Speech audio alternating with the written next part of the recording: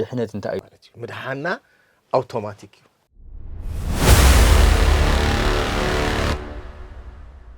ናይ ኢየሱስ ክርስቶስ ስራሕ ዘይ ብቑዕ ክገብር ዝኽእል ዓይነት ትምህርታት ኣለዉ እዮም ሓጋዚ ደጋፊ ዝመስሉ ነገራት ለምሳሌ ኣብ ኢትዮጵያ ሃመይ ገይሩ እዩ ከም ዓይነት ተወሳኺ ነገራት መፅኡ ትባሃል ተሎ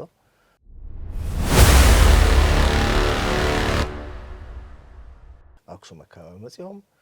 ኣብኡ ወንጌል ሰቢኾም ብሽዓይቱ ነገስታት ነበሩ ና ኣብርሃ ኣፅብሃ ጎይታ ተቐቢሎም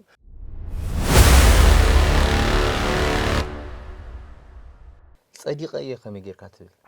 ድሕነት ፕሮሰስ እዩ ኸይዲ እዩ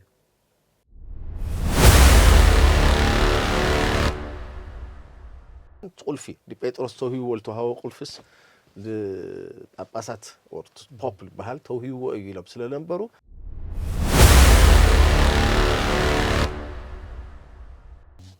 ክርስቶስስ ኣብ መስቀል ለውዓለስ ለዓለም ይኾነ ሮሜ 8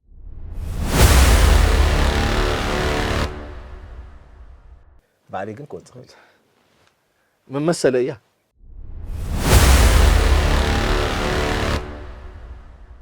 ሰላም ሰላም ተኸታተልቲ ሓቂ ሚድያ ከመይ ቀኒኹም እዚ መደብ እዚ ብሓቂ ሚድያ እናተዳለወ ናብ ተኸታተልቲ ናባኻትኩም ዝቐርብ መደብ እዩ ሎማዓንቲ ሓደ ጋሻ ሒዘልኩም መፅእ ኣለኹ ጋሻና ባዕሉ ምን ከፋልጥ እዮም ግን ግዜ ንመእተው ዝኸውን ፓስተር ኣለምሰገድ ይበሃል ምናልባት ግን ፓስተር ኣለምሰገድ ይበሃሉ ዶ ክብል ይበሃል ዶ ክብል ኣታ ጽቡቕ ጽቡቕ ንዓይ ያው ንምቕራብ ከምኡ ስለ ዝለመድኩ እየ እና ፓስተር ኣለምሰገድ ሒዘ መፅእ ዘለኹ ነውግዕሉ ርእሲ ድማ ኣብ እንታይነት ድሕነት ዝብል ትምህርቲ ኢና ብቃለ ማሕተት መሰረት ናባኻትኩም ክነብፅሕ ክንፍትና ማለት እዩ ስለዚ ፃኒሕትና ጽቡቕ ከም ዝኸውን ተስፋ ገብር ፓስተር ኣለምሰገድ እንኳዕ ብሰላም መጻኽ እንኳዕ ሰላም ጽናሕ ወፓስተር ኣለምሰገድ ኣብቲ መእተው ከም ዝበልናዮ ሎማዓንቲ ምሳኻ ቃል ማሕተት ክንገብር ዝሓሰብናዮ ኣብ እንታይነት ድሕነት ኣመልኪቱ መጽሓፍ ቅዱሳዊ ትምህርቲ እንታይ ይመስል ዝብል ኢና ንሰማዕትና ሓፈሻ ንተኸታተልቲ ሓቂ ሚድያ ይኹን ካልእ መደብ እዚ ንዝበፅሖም ክነብፅሕና ደልና ማለት እዩና መጽሓፍ ቅዱስ ማእኸል ዝገበረ ማሕተት እዩ ክህልወና ዝኽእል ማለት እዩና ንምጅማር ዝኣክል ድሕነት እንታይ እዩ ብዝብል ሓፈሻዊ ሕቶን ኣትሞ ኣብ ውሽጢ ጥቕስታት መጽሓፍ ቅዱሳዊ ጥቕስታት እውን እናልዓልና ክንዘራረብ ኢና ብክርስቶስ ዝኣምኑ ኣመንቲ እንታይ እዮም ዝኣምኑ ጽድቂ ወይ ድማ ድሕነት ብምንታይ ይርከብ ኢሎም ይኣምኑ እሱ ድማ መጽሓፍ ቅዱሳዊ መሰረቱ እንታይ እዩ ዝብል ክንጅምር እሞ መእተው ጌርና ክንጅምር ፓስተር እሺ የመስገን ዋና መሰረታዊ ዝኾነ ሕቶታት እዩ እዚ ድሕነት ምድሓን ማለት ታ ማለት እዩ ዝብል ነገራት ተነልዕል ተለና ብብሉይ ኪዳን ትንመጽእ ተለና እግዚአብሔር ከአዳም ውድቀት ጀሚርና ትሪኦ ተለና እግዚአብሔር ሰባት ከድሕን ብዙሕ ይፈትዩ አብርሃም ተጸውዮ አብርሃምን ወዲቁ ይስሐቅም ተጸውዮ ያዕቆብም ተጸውዮ ሁሉም ተጸውዮም እዮም ሲያቶም እስራኤላውያን እንዳሓረ ምናልባት ኣብ ሮሜ 8 ንሪኦ ንኽእል ኢና እዚኦም ሁሉም ተጸውዮም እዮም ግን መድሓኒት ዝኾነ ነገር ጠፍዩ ካብ መጨረሻ እስራኤላውያን ካብ ግብፅ ወፂኦም ትመጽእ ተለዉ እግዚአብሔር ብኽብሩ ተገሊጹሎም ብዓይኖም ኣብ ሲና ጎቦታት ሪኦም ብዙሕ ተኣምራታት ሪኦም ህግ ሂቦም 10 ህግታት እዘን ህግታት እዚኣተን ለእስራኤላውያን ብእግዚአብሔርን ብእስራኤላውያን ማእኸል ተዋህበ ቃል ኪዳን ናማንም ቃል ኪዳን ይኾነ እዚአን እንድሕር ጌርኩም ምሳኻቱም ኣለኹ እዚአን እንድሕር ዘይገበርኩም ከዓ ምሳኻቱም የለኹን እያ ኣብቲ ታቦት ዝበሃል ልሎ 10 ህግታት እምበር ካልእ ምንም ታሪክ የብሉ ኣይትስረቕ ኣይተመንዝር ካልእ ኣምላኽ ኣይተምልኽ ኣቦኻን ንኻን ክብር ላበለለዋ ተን 10 ህግታት ንብለን ማለት እዩ እስራኤላውያን እዚ ክሕልዎ ይኽኣሉን ደቂ ሰባት ብሓፈሻውን እዚ ክሕልው ይኽኣሉ ስለዚ እግዚአብሔር ሃመይ ገይሩ ደቂ ሰባት መሊሱ ከም ድሕኖም ና ዘለኣለም እቅድ ስለለዎ እቲ እቅዱ ዘለኣለማዊ እቅድ እዩ ገና ኣዳም ተለይተፈጠረ ልሎ እቅድ እዩ ዘለኣለማዊ እቅድ እዩ ስለዚ ብቲ ዘለኣለማዊ እቅድ ኩሉ ሻዕ መቸስ ብሎሚ ዘመን ከምቲ ናብ ብሉይ ኪዳን ዘመን ከብትታት ዝሓረድካ መስዋዕት ዝኣቕረብካ ጣል ዝሓረድካ ባጊዕ ዝሓረድካ ትድኻል ተባሃለ ዋኖስ ዝበሃል ዝኣቕረበ ወይ ርግቢት ዝኣቕረበ هندينا كنود نيرنا بزو زمن زي مستو إيكونومي مستو خاليون تتقولنا يو أمتى أنا نأتو نيرنا يو سلازي إجزابير حدا مدحانيت من قدام سو عندهم أب إساياس كندو نابعلو قلتم مدحانيت مزياتو يبل سلازي بزل عالم نازل عالم ودو الخونا نابهر ودو الخونا إيسوس كريستوس لا مدر مسيو نخلنا موت أم مسكال مويتولنا ምክንያቱም አብሮሜት አይልብል ናኃጢአት ደሞዝ ሞት ይልብል ስለዚህ እግዚአብሔር በፍርዱ ጻድቅ ስለልሆነ ናሁልና ሞት ለመውት ጻድቅ እንደሐለይሎ ሁሉና ላብሲኦሊና እንቋስ ስለዚህ ናሁልና ሸክም ተሸክሙ ኢየሱስ ክርስቶስ አመስቀል ወይሉ ተፈጸመ ይሉ ተፈጽሙ ይሉ ታይ ልዑል አመነ ሁሉ ክድህን አብ ዮሐንስ 3 አምንሪዮ ብኡል አመን ሁሉ ናዘል ዓለም ህይወት ከሎ ወንበር كيطف እግዚአብሔር ሓደ ወዱ በጅ ዓለም ሃበ ይልብለና ስለዚህ ብኡል አመነም እቱ ሁሉ ክድህን ኢየሱስ ክርስቶስ አማخل ጣልቃት ማለት እዩ በእግዚአብሔርን በሰብን ማእከል ለአተው ማእከላዋይ አብጢሜቶስን ከም ነገረና ኢየሱስ ክርስቶስ ባሉ ስለዚህ መድሃን ማለት አነ ኃጢአተኛዬ በደለኛዬ ከድህነን ዝኽእል ጽድቅ ልበሃል ነገር የብለይን ስለዚህ ለአኻ አሚን ያለሁ ኃጢአቴ በደምኻ ሐጸበለይ ትብልተሎ ሰብ ዝረኽቦ አውቶማቲክ ለሆነ ደህንነት ይሲ አውቶማቲክ ምንም ምሳና ልራኸብ ምስራህና ዝራኸብ አንህና ንገብሩ አስተዋጾ የለይ አንህና አምኒና መቀበል ጥራዩ ለከሳት እናዘስተለና አውቶማቲካሊ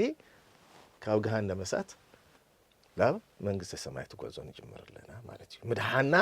አውቶማቲክ ስለዚህ ደህንነት ማለት በሐጽሩ ትምሪዮተለና እዚ መስል ማለት እዩ ደህንነት እዚ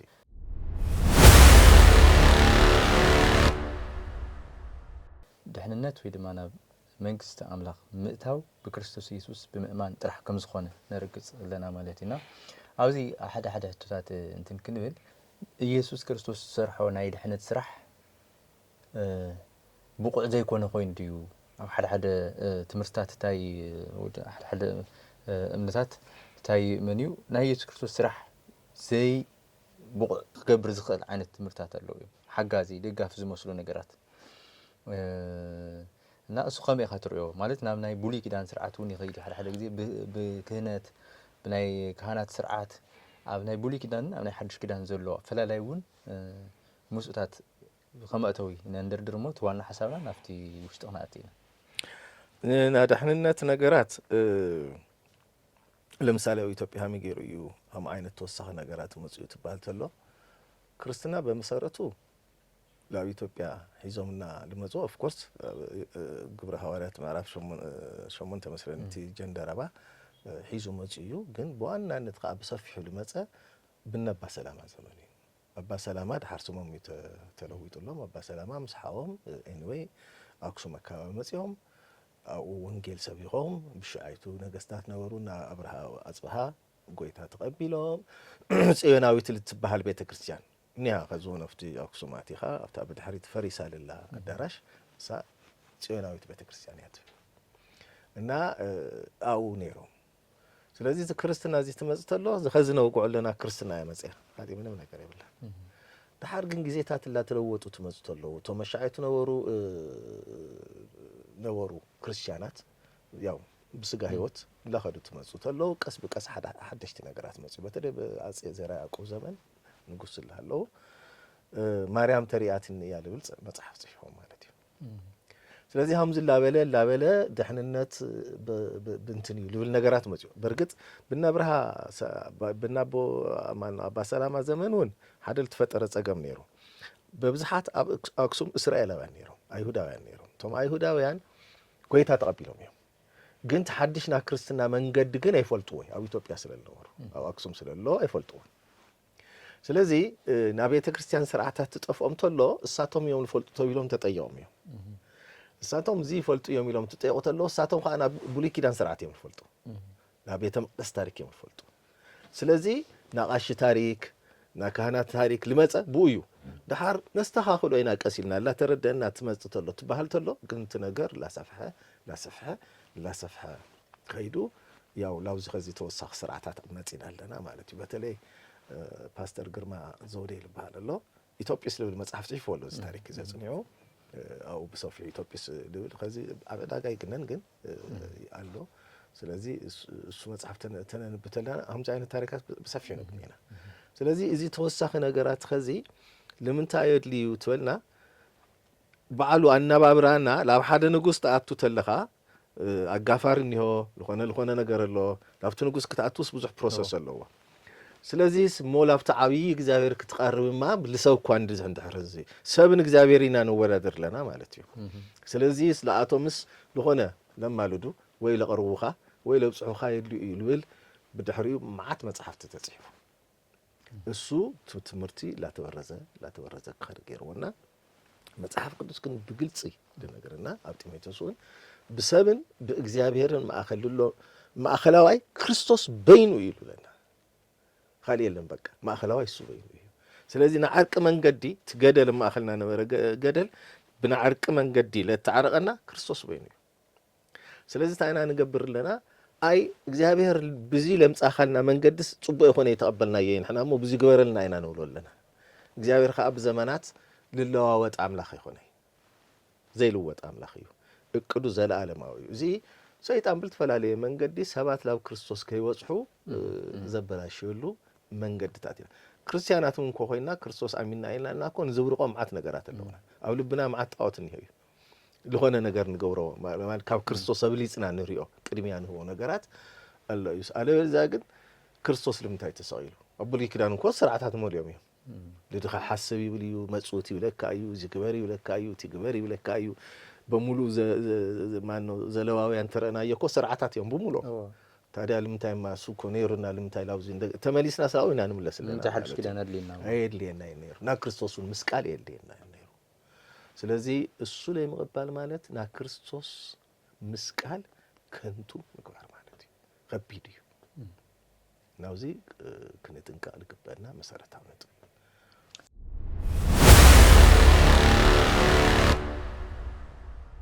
ጽቡቅ ማስተሪ ጽቡቅ እዩ ቱ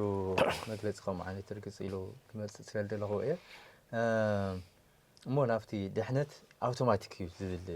ክንመጽሞ ሓደ መጽሐፍ ቅዱሳዊ ጥቕሰሎ ክርስቶስ ትስቀል ተሎ ኣብቲ መስቀል ቀራንዮ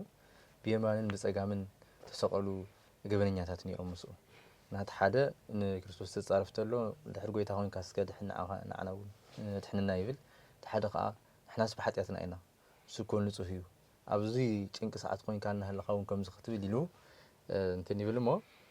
كريستوس تايل لولو شعو لما عتي مساي أو جنة كتقوني خا يقولو نا هم أمنتي دحنت أوتوماتيكي نقولو لو قد دايون زي مثلاً مزة تحيزنا أو زون كتوس خذ لك أنا قرن نحرالي كتوس غيخا دحنت أوتوماتيكي تنقول تلنا بخالي أبهلا خا دحنت بروسيسي خيدي ማለት ኣብ ዘሎ ነገር ድሒነየ ዝብል ነገር ከመይና ንርድኦ ድሒነየ ንዘል ዓለም ድሒነየ በተለይ ከም ኣመንቲ ክርስቶስ ድሒነየ ኢልካ ሙጋዕ ፕራውድ ብትኻሊእ ወገን ብዘይ ኣመንቲ ኣሕዋት ከመይ ጌርኩም ምስካዕ ክንዲዚ ትዕቢት ዓይነት ክስማዕኩም ጸዲቀየ ከመይ ጌርካ ትብል ከመይ ጌርካ ጸዲቀየ ብድፍረት ኣበይ መጨረሻ ፍርዲ ኢኻ ትርአ ስራሕኻ ተግባርካ ተራእዩ እንትን ዝበሃል ኣሎ ፕሮሰስ እዩ ናፍጽም ካይት ኸይድ ነገር እዩ ዝበሃል ኣለና ኣብ ዝለሎ እስኪ ግልጽ ግበረና ፓስተር ቲ ድሕንነት መከራ ኸረዩ ኣውቶማቲክ ምክንያቱም ለድሓንኹ ብናብ ዓለይ ስለለ ይኾነ ለድሕነን ኻሊ ክርስቶስ ብምእማን ድሒነ እምበር ኣነ ኣብኡ ልገብሮ ምንም ቅንጣት ታክል ኣስተዋጽኦ የለን ስለዚ ሃምቲ አንቶ ላልኻዮ ብየማንን ብጸጋም ተቢሎም ነበሩ ተሓደ ኣብ መንግስት ሓሰበን ትብሎ ተሎ በደሉ ተኣምን ተሎ ሎማዓንቲ ምሳይ ኣብ ገነት ትኸውን ይኽእል ኣውቶማቲክ በቃ ድሕንነት ኣውቶማቲክ ብምእማን ልክነ ነገር ግን ድሕንነትና ከዓ ክንሕልው ከዓ መጽሐፍ ቅዱስ የብለና እዩ ላው ድሓረና ኣቱ ትኾን ኣይፈልጥን መጽሐፍ ቅዱስና ግን ድሕንነትኩም ዕለት ዕለት ታገበሩ ይብለና ሓሉ ይብለና እንዲያውም ብጣዕሚ ከቢድ ዝኾነ ቃል ኣሎ ፊልጵስዩስ ትመጽእ ተለኻ معرف خلته بمفرحن بمنقطقاطن دحننتكم فصمو يبلي ስለዚህ ሰብ ጎይታ ምስተቀበለ ትሞተ ወር ለኸደልሃለው ምስ ጎይታ ሆይኑ ተኸደ አውቶማቲክ መንግስተ ሰማያት ይላል አትውል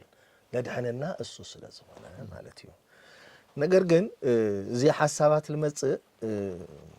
ቀደም ብን ሉተር ቅድመ ምልዓሎም ኣብ ካቶሊክ ቤተክርስትያን ሙሉ ትና ምድሓን ስልጣን ቁልፊ ጴጥሮስ ተውሂብዎ ዝተውሃቦ ቁልፍስ ጳጳሳት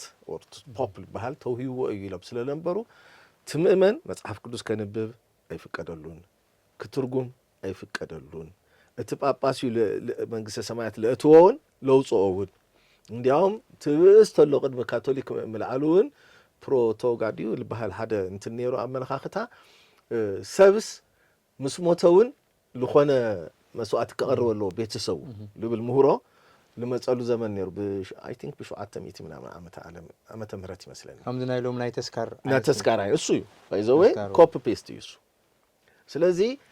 እንዲያውም ጉቦ ተጀሚሩ ሻይቱ ሓወዩ ጸለይ ካብ ሲኦል ተውሂሉ እንትን ይዋሃቦ ማለት እዩ ልቲ እንትን ገና ካቶሊክ ተለይ መጻት ማለት እዩ ስለዚ ትልቲ ጳጳስ እሱ ተውሂብዎ ነበረ እንሎተር ዓብይ ሕቶ ፈጢሩሎ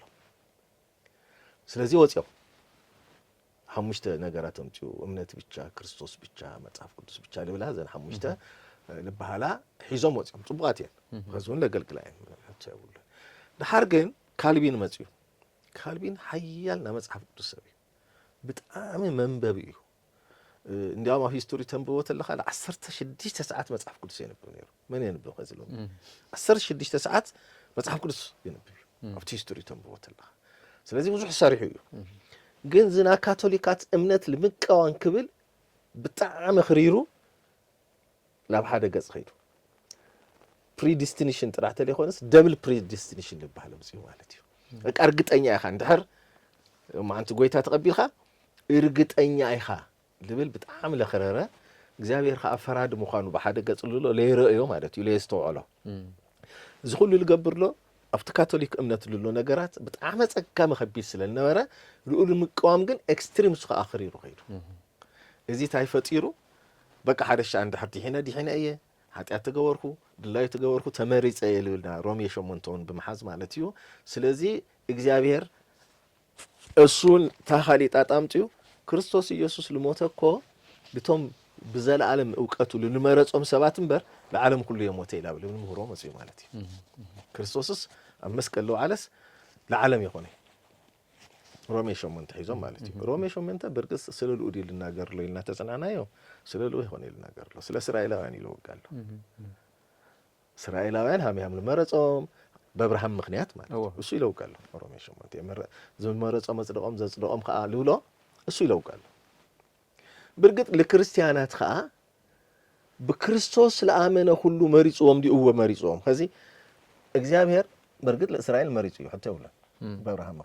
ምክንያቱም ለዓለም ለፋለጦ እሱ ስለሆነ ነገር ግን መንግስተ ሰማያት ከእትወካ ይሉ ግን አይመረጾም ትህገሎ እዚ እንድሕር ገይርኩም ምሳኽመቱም እየ እንድሕር ለገበርኩም ከ የምሳኻቱም እዩ ናምድሓን ታሪክ ከዝትንሪዮ ተለና ክርስቶስ መጽተሎ ላው ወገናቱ ናገዛ ወገኑ ግን የተቀበሉ ወይ ባሃለኮ እስራኤላውያን እንዲያውም ለቶም 12 ደቀ መዝሙር ከዓ ትልእኹም ተሎ መጀመሪያ ላብ እስራኤላውያን ኸዱ ይለሎም እንድሕር ኣብዮም ግን ላወይን ኸዲና ላው ሐዛብ ገጽና ነዘሪና ወልዎም አራጊፍኩም መሐመድኩም ኸዱ ይለዎም ስለዚ ብትላአተሎም ቃል ኪዳን መሰረት ናምድሓን መንገድ ቅድሚ ያልተውሃው ምልአቶም ነገር ግን እግዚአብሔር ብርግጥ ሰብ መሪጹ ዲዩ እና ተጽናና ሰብ ይመረጽ አምለ መረጽ ልርድእና ታይቶና ምክንያቱም ሰብ ከድሕን ልኽእል ሰብ ስለሌሎ ለባዕሉን ከድሕን ልኽእል ሰብ ስለሌሎ ማለት እዩ ስለዚ እግዚአብሔር ኣብቲ ጥምቀት መዓልቲ ጎይታና ኢየሱስ ክርስቶስ ተጥምቀተሎ አፍታማ ይልሃለዋ ድምጽ መጽኡ ካብ ሰማይ ማኒ መንፈስ ቅዱስ ብርግቢት መልክዕ ወሪዱ ካው መንፈስ ድምጽ ከዓ ካብ ሰማይ መጽኡ ካብ እግዚአብሔር ብኡ ደስ ዝብለኒ ዝብለኒ ዝሕጎሰሉ ወደይ እሱ ልኡ ታግበሮ ስለዚ ለመን ይመሪጹ እግዚአብሔር ኣብተበልና ለወዱ ጥራሕ ይመሪጹ ብኡ ለአመኑ ብምሎም ካ ትልት መረጸ ክርስቶስ እዩ አውሽት ለአመኑ ብምሎም ካ ሓቢሮም ታኾይኖም እዮም ተመሪጾም እዮም ቶም ልትመረጹ ግን ተመሊሶም ከወጹ ይኽእሉ እዮም ከዚ ካብኢደ ማንም አይወጻውኩም ይልብል እንትን አሉ ማለት ማንም አይወጻና ሰይጣን ከወጻና ይኽእሊ ዓለም ከወጻና ይኽእሊ ስጋውን ከወጻና ይኽእሊ ባዕሊ ግን ከወጽ ይኽእሊ መመሰለያ ከምታ አዳም ባዕሉ ልወጾ ማለት እዩ ስለዚ አዳም እኮ በቃ ሁሉ ነገር ተውይዎ እዩ أبزاز أبزي قبل ولا حاجة زي جن يلتفيلون مع صفات كوني وين عشان حد صفات برجت خاء أأمر خاء نصوتي ينيرتونا عدم هو نصوت يروح جزائر فترو مين نجار يقول الهندي عامة عم تقمت بجنة ولا تلي فلتنا تلي تسحفلنا جين فرأيات أنا جرسي موزون فرأيو برتقانون فرأيو فرافركم عتيهم نيوم يمكناتهم فرافرة بالعتاوي اللي تشوفوا أوقاتن ما خليني أزيا دليل جربنا هو الزاف عنها صون خالد فرلا خلتي أنت أيو بهاري أنت ولنا إزيا عند حرب الإخاء حتأتينا جيراتك هتقري إزيا خاء بزل خايو كونديشن جيراتك هتقري حتأتينا عند حرخوين خا بدحري عند حرب الإخاء لزال ألم ما نميت حنا حتأتينا خوين خا هتقري آدم قدموا ولعوا وهم نورنا نيرو تقول صحته تيمت نيرو لو يمعرف أروعة زفترات آدم كمانا كم حد يخوينه عندنا أيدو زرجحوا وسيدو كيبل أمول زال عالم بهوت كينبر كابيدن جنة نوصيلو جزائر لو صولي يمكن أتوم خزي سيطان التالي لو عند حد دقيمو بلعو لزال عالم كريستوسون مسؤول إحنا مالتي هذا نازل عالم هو الزاف أبينا نلعب من قصة سمايتنا نيا رأيت تنبتلنا نكنينا أو خير الله خزي سلزي نصوح أمرون يروح هذا مع التلي من تأيو قلنا كابزي أي تولو إلنا يلوم طيوم يفلتنكم سيطان لتبن توحيسو سكال متى أنت معلتي طيوم يفلت سيطان قل مزيو تبن قرح نيرو يبل قرح مالتها مالتي قرح مالت كله لخيل الفلت عينت خوينو أمرو خاء تدليل تبغى نجار تكملوا تدليل خاء لخوف نجار تكملوا قرح مالت زي مايندو شارب مايند لبهالو سبات مالت سلسلة سيطان قطتات دعاء مزيو لافت قرح مزيو بايزوي بقرو كويل خنير بخابد خادق خدت على رقمالي حريو سلازي مزيو بقى وشتها خوينا كنا نجار فقد الليل وقرح دخوني فغيدول سلازي لو قدر وشتاتينا مالتي سلازي تنصوه نبر أمره تبلاشو مالتي سلازي سب بحريو أداماو بحر سلال خونا الورسنا مالتي نقدم حاتيات يورسنا نبونا ناننا نون حاتيات يورسنا السوق كالبانيزم البحري كل سب أداماو بحري يورسو ناودكت بحري ورسنا إذا مالت جن تصبو نجار لفلت منهم هلينا مالت جن يولنا مالت جن يخونه أبزاين ياو نزام بلو قلنا متاعيو فقدنا لزي يورومي شو عتتايلو لزي لموت أنا تصبو نجار جبري دل خو بلا باولوس إذا جبر دل خو بلا جنم بيلوني عقم السئينة كاوزي لموت كابتوها بس حتى أسجع من يلقى لاجلن يلو تأون ريال لنا باولوس مكناتهم ما نمسب هسان ولا أخذ توليدو إذا قرت الخير يلقى تكشوا العبي كام سوا كابي كوني خوني أدمه بحري وسيدو نابونا إن الناس حاتيات عند حوريسنا ما كلنا أنا كفر ردنا مالتي ممكناتهم وسيلنا أنا حاتيات سلزي أدمه بحريو إذا بحر زي اللويو سلزي إذا بحر زي بعلات دحننتنا لا فلتنا دو كنا دحنا لنا أو دحننتنا كنا حلو لنا هذا الشعب حين أيه لزال العالم حين أيه بهالنجار يلي مصحف قدساوي أيهوني إيسوس كريستوس على العالم كله يموتون قدام للميرات أم سبات قبل مريم أبابا فرنج تخونا للخونا فرنج سم يدو قاطيرو مريسو يوم ساتمر كالين سيلك قريسوس مريسو هم مشتلت فلالي لافت مجرشة ساتن تنت أم نخلتي أم زرزر نشتي نتمنى كأمة خليها سلازي هذا سب مسدحانة لا قعزو جميرو مالتي نعم من قصة سماعات قعزو جميرو دحين ولا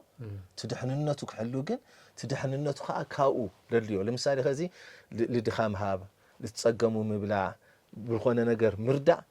كدحننا تليخونس سلال دحنا نغورو سراحيو لدحانسب نامدحانو فري اللي ايو تو ስለዚህ ሱታት ክረለው ቅድስና ህይወትና ክረለው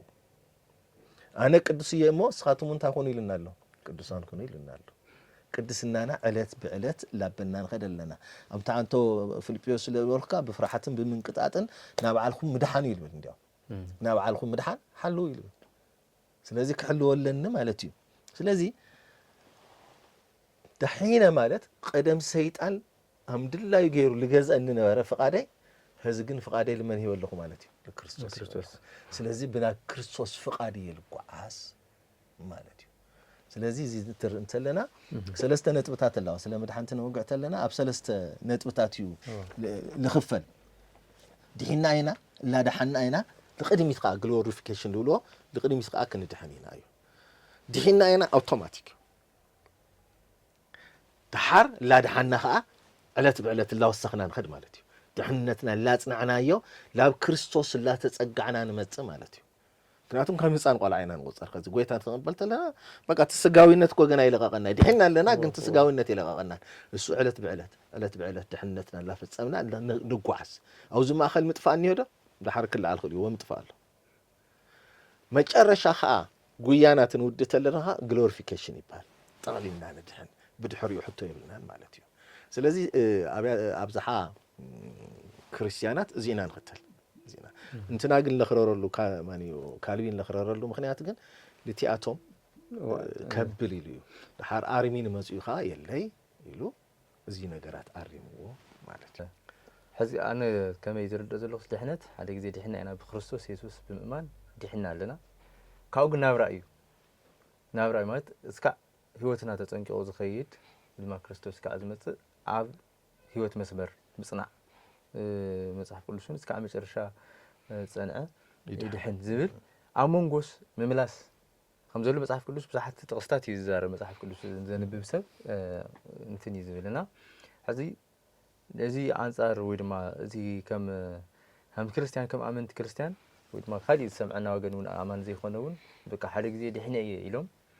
زعمنمو بتحرينا حتى تتملسوس حتى المدوست زنورو عينت هم عينت تمرتون اللي زي آمن ترى حاجة أفتو آمن محاولة يسوون كم علو ما